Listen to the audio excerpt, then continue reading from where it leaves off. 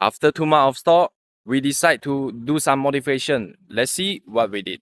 As we know, GR86 is a 2-door sporty car, but the stock exhaust have no sounds, okay? So we do some modification for the cab bed. We did the RSE Type-D full titanium. So for this, finishing perfect and also lightweight.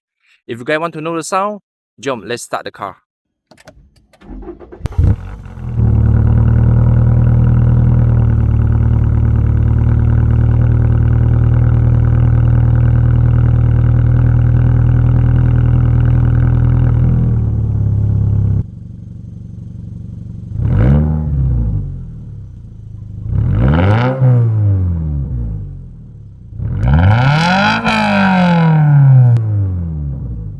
You guys still trying to pick the right exhaust for your GR86?